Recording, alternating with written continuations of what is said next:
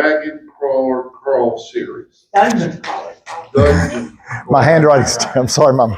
They're on the dragons. The book 2 is Carl's Doomsday Scenario. The speech is Lessons from the Dungeon. Book 2, level 3, and 6 to 8 minutes. So let's welcome Steve with Lessons from the Dungeon. Book 2, level 3.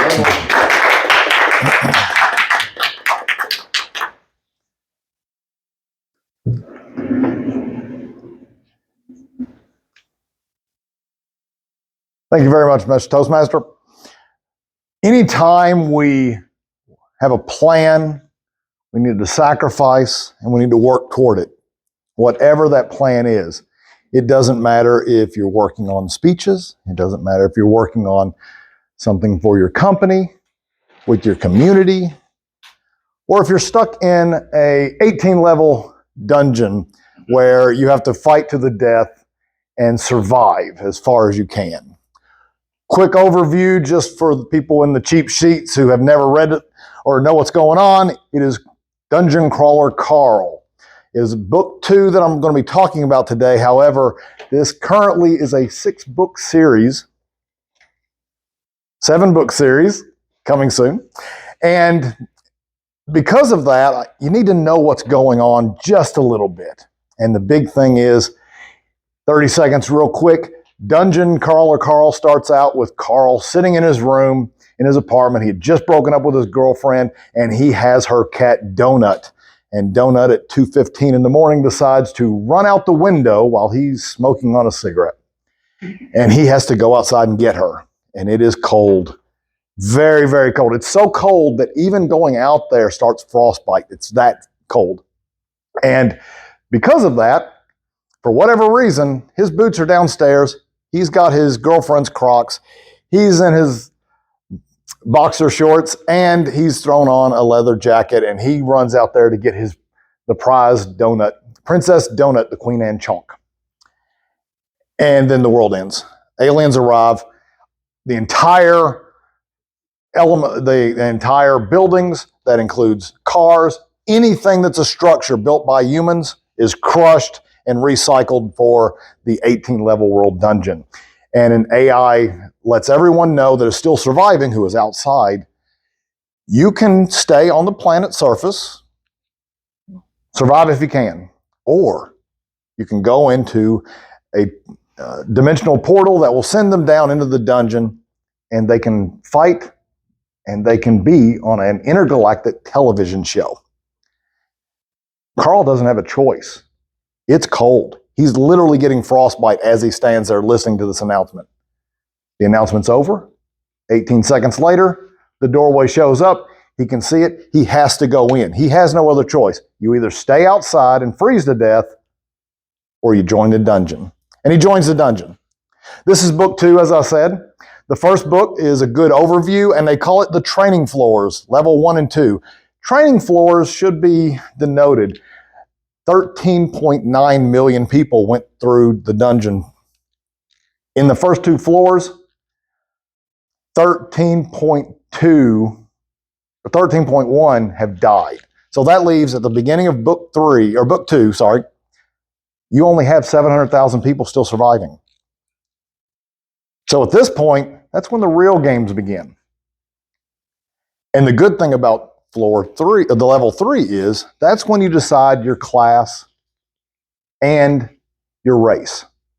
At the beginning, Donut is the first one to go through it.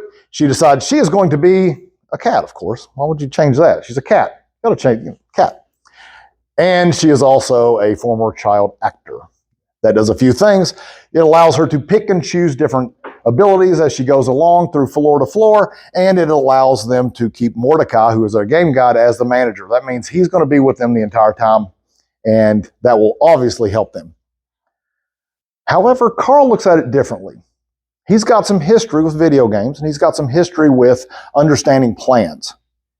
He knows that if you want to attain some things, you have to look at the big picture, the long game. He's planning ahead. And this plan involves deciding to not be human. He chooses what's called a primal. No, it is not a caveman, and no, it doesn't change the way he smells, according to Donut.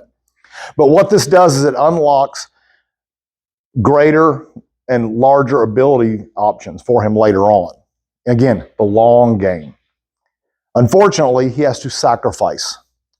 Sacrifice when you want to do something requires you to do what hurts sometimes.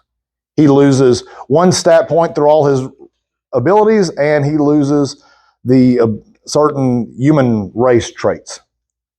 Again, he has to overcome those. Speaking of sacrifice, they meet a young lady named Katya Grimm.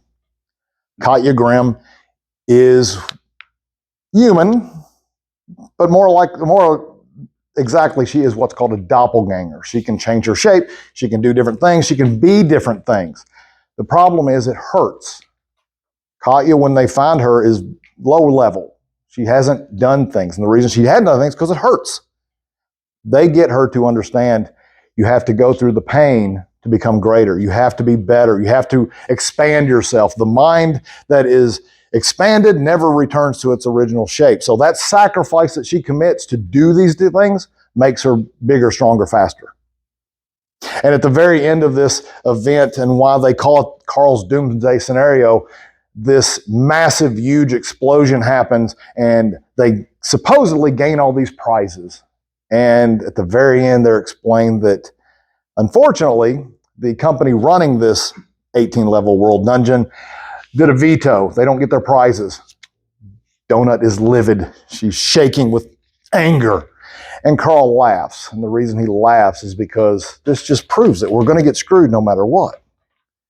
We have to go out there. We have to become better, bigger, stronger. Keep progressing as you go along. Do not waste your time with things that don't improve you. Sacrifice to become greater. Sacrifice to become better. Know what you need to do and do it.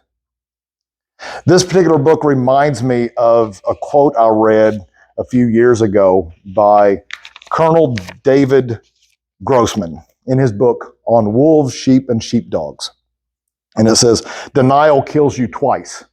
It kills you the first time when you realize you're not prepared. You're not trained.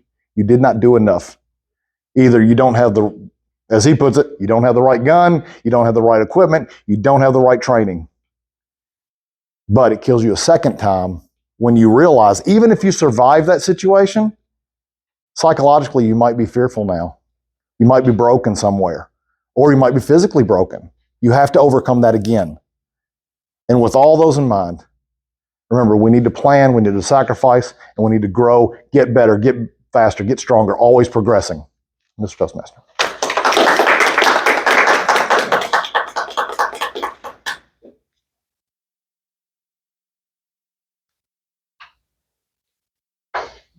Thanks, Steve.